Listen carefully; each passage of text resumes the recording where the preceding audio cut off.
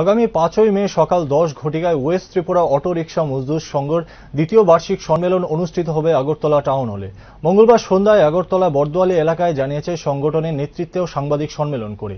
পরবর্তীতে সাংবাদিকদের মুখোমুখি হয়ে পশ্চিম ত্রিপুরা অটো রিক্সা মজদুর সংঘের সম্পাদক জানান, আগের মতো এখন আর জোর জুলুম করে অটো শ্রমিকদের কাছ থেকে কোনো প্রকার চাঁদা নেওয়া হয় না, বরং যেই অটো শ্রমিক সংঘের মেম্বার রয়েছে তাদের কাছ থেকে মাত্র 30 টাকা করে মেম্বারশিপই নেওয়া হয়ে থাকে।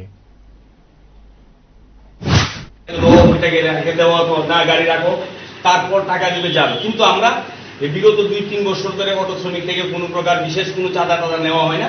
মাত্র আমরা 30 টাকা করে, যাদের মেম্বাররা আমাদের যারা ভারতীয় মজদুর সংঘের অটোর মেম্বার যারা, মাত্র 30 টাকা করে এই সম্মেলনের আয়ের উৎস করা হয়েছে। এটার মধ্যে যা হয় বাকিটা শর্ট যেটা থাকবে এটা ভারতীয় মজদুর সংঘ থাক, যিনি আমাদের সংগঠন যেহেতু এটা আমরা ওইভাবে নিজে যদি কোনো শর্ট থাকে। আমার নাম বাবুল ঘোষ, ভারতীয় মজদুর সংঘের পশ্চিম জেলা সম্পাদক। সঙ্গে উপস্থিত আছে সভাপতি